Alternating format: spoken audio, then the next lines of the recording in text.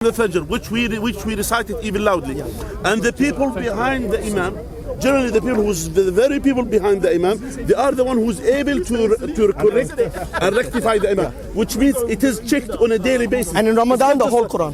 It's just checked on a daily basis. So the people who are memorizing, the Quran, they have memorized it and they have checked it with each other. And then the next generation, they have checked it with each other. And that's how it flows. It didn't go to one person to, for example, to twist or to change. So it's not subjective to some person. Absolutely. That's why we say the consensus of the companion of the Prophet Muhammad sallallahu alaihi wasallam, which means they get together and then they brought what they have memorized. And then they were checking each other. So that's why even the Quran, you cannot imagine, even the vowels, even to the smallest thing in the Quran. So that's why the Quran is not just only history book. You understand? So don't compare. It's not history at all. No, it's not a history book. It's not history at all. I agree with that. No, it has history. There is history in the Quran. It has history, but it's not a history book. It has science, but it's not a science book. It has many things. Okay. That's a good point. So my point is that the Quran was checked even in memorization along with the written one. And they were checking each other. That's how is it. Which means the people who are writing the Quran, they will check it with the memorized and the memorization, and the one who memorized, they will check it with the written one. It goes, vice versa. That's how is it. So it's not just only you could say, oh, Uthman has banned the Quran. That means it's lost. Who told you this?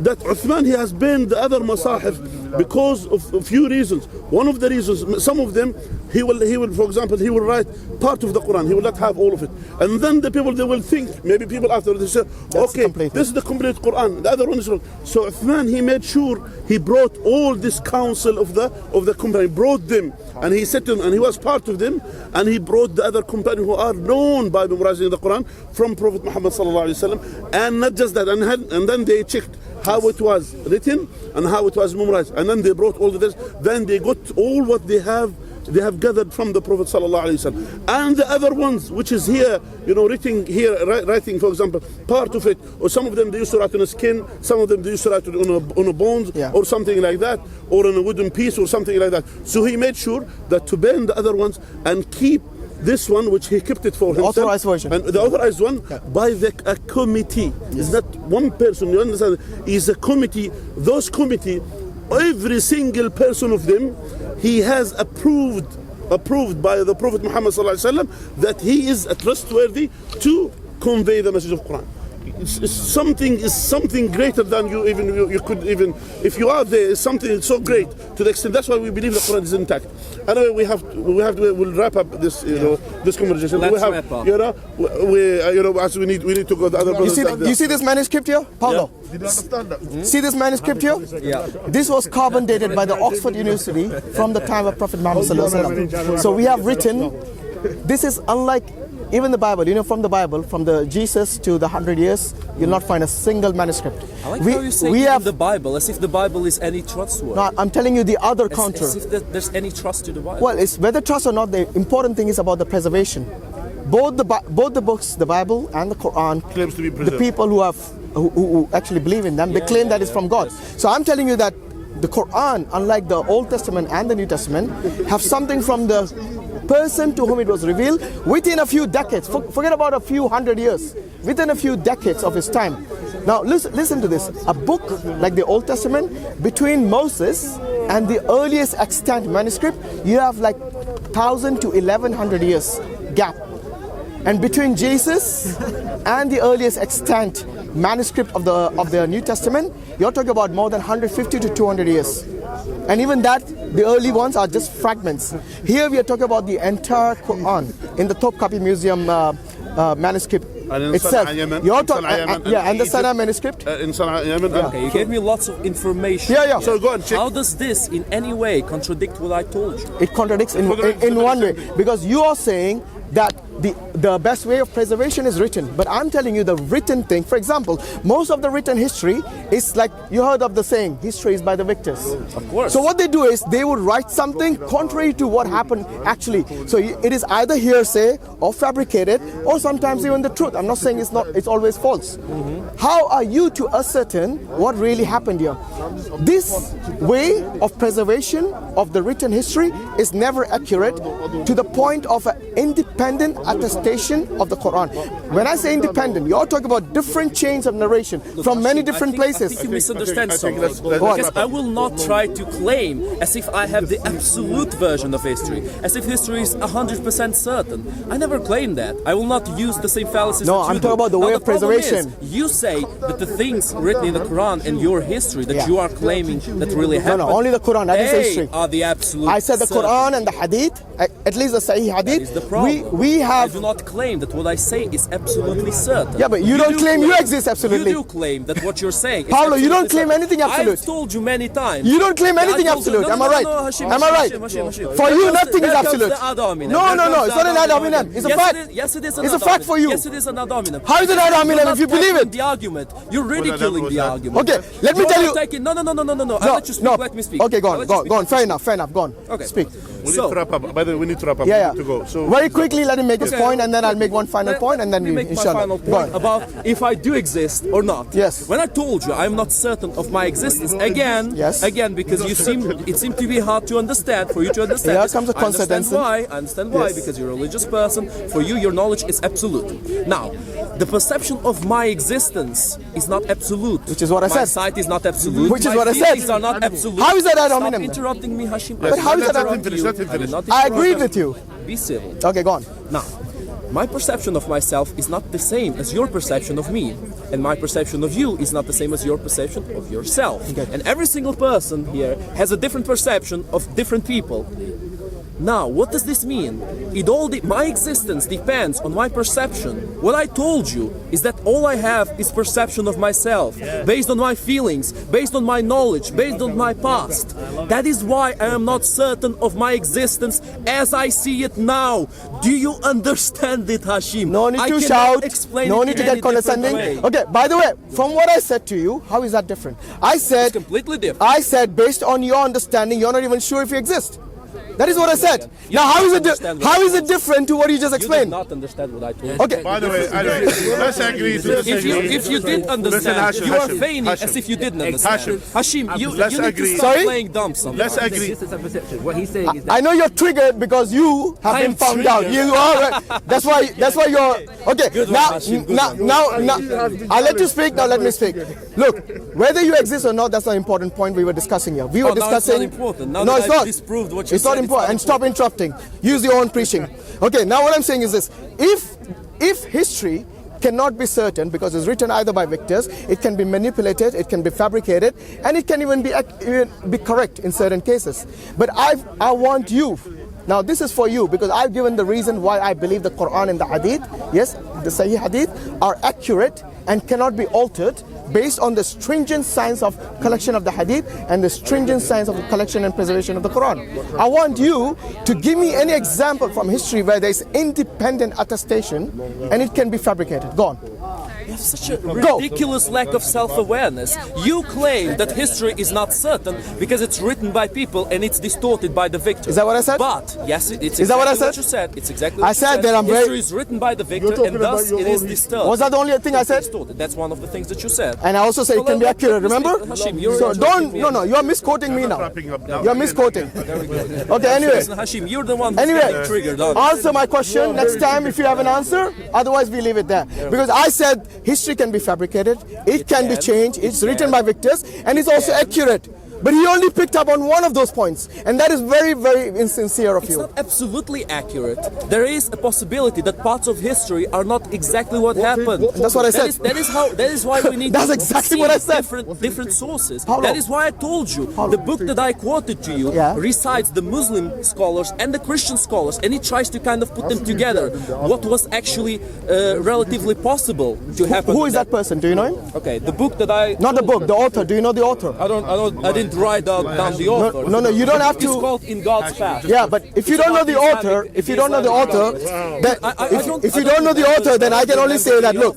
Well, am I obligated to know the author? No, I know the title. You know, I'm not saying what you're obligated and what you're not obligated. What I'm saying is that when you read a book, at least you should know if the author is reliable. Okay? If the author is not reliable, he's not someone who's a professional in understanding the preservation of the Quran or preservation of the Bible, if he's talking about that, then he's not someone who's professional.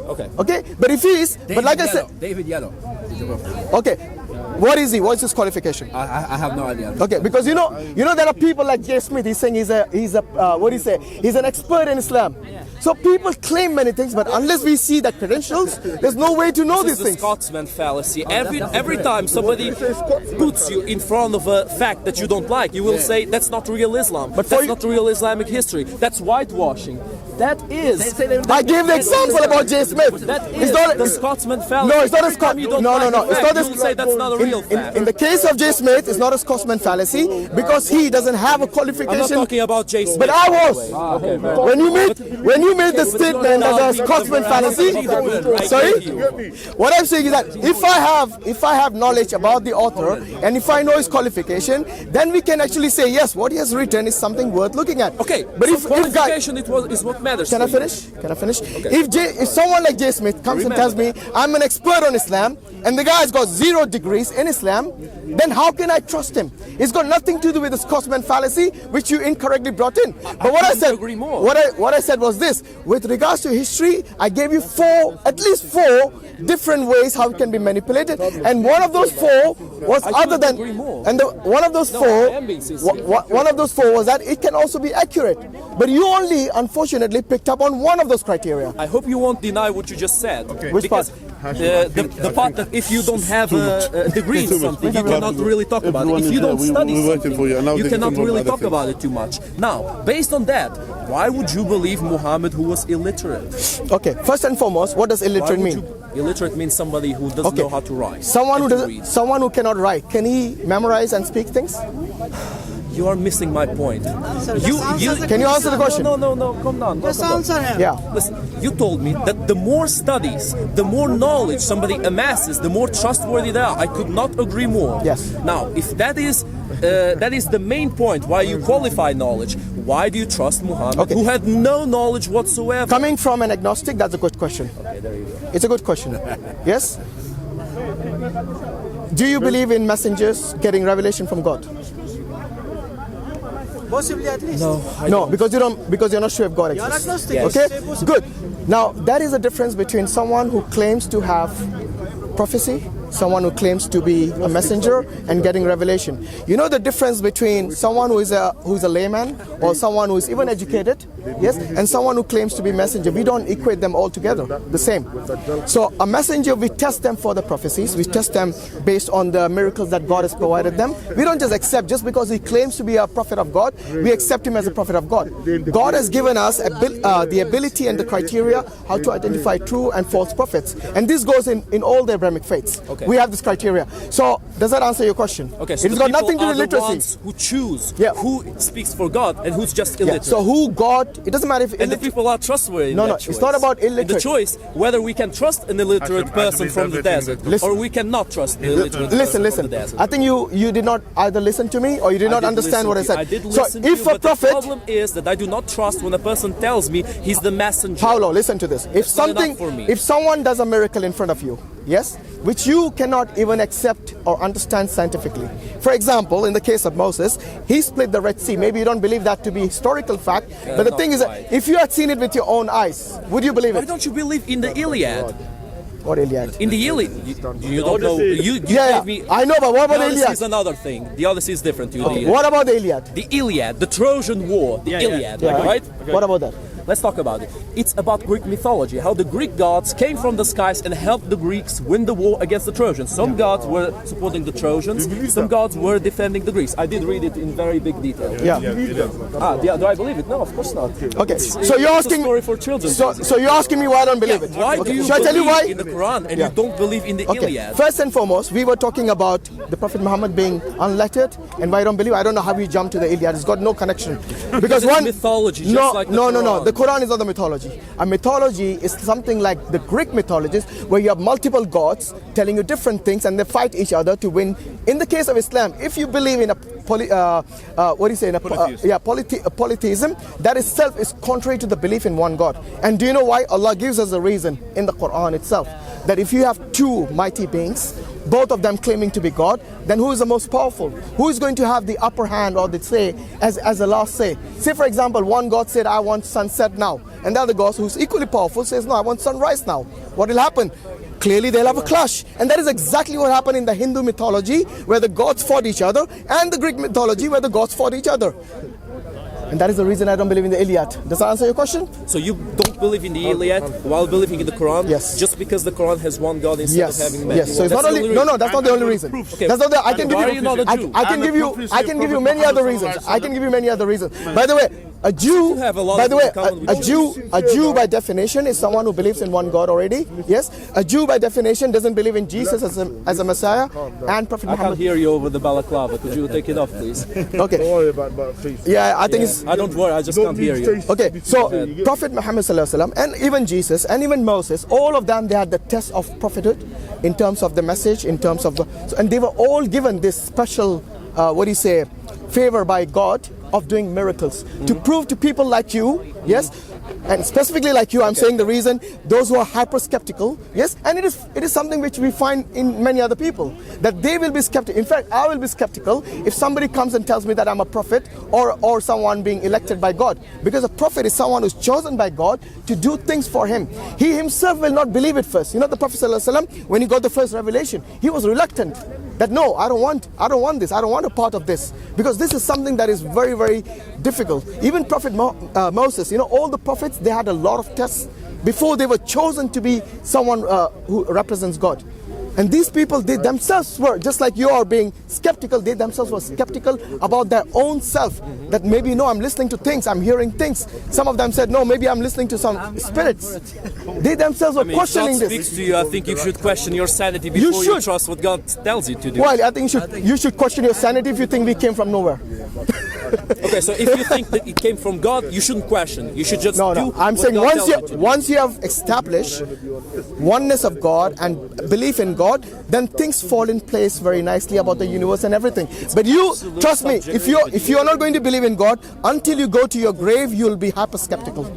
And you'll not have peace in your mind. Nothing wrong with that. There will be after you open your eyes. I'm looking for peace. I'm looking for better knowledge. And that is why you will never understand, because you don't understand the main thing about what I'm saying, which is uncertain truths will always triumph over certain lies. Uncertain truths. How can it be always triumph? How do you know the uncertainty is the truth?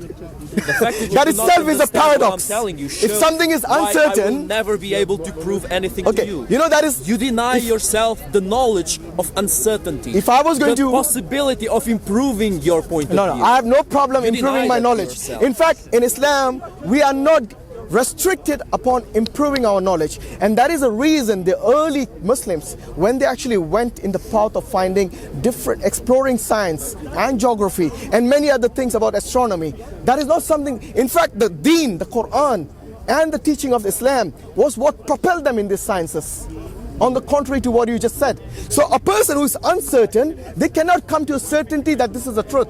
Okay, so like Paul over here is not certain whether he exists. I know I keep bringing this. The fact that I'm uncertain makes me have much more knowledge than your false certainty. Well, your feeling of false certainty is you thinking you understand all the world. How do you know it's false? How do you know it's false? Because your feelings are flawed. No. How do you know it's false? I'm asking you the certainty I have. How do you know it's false? Are you a man? Yes. Are you a man? Yes. Are you certain? No. You see, this is actually right. This is the ad hominem. This is where the ad hominem Are you a woman? From. This is where the ad hominem comes from. Are you a woman? Hashim, are you a woman? Are you a woman? Stop with that. Are you a woman? Are you a woman? Are you a woman? I'm not a woman. How are you sure you're not? Because my DNA says so. Your DNA says so. How do you know your DNA? Because I've checked my DNA. Yes. Have you seen your DNA? Have you felt your DNA?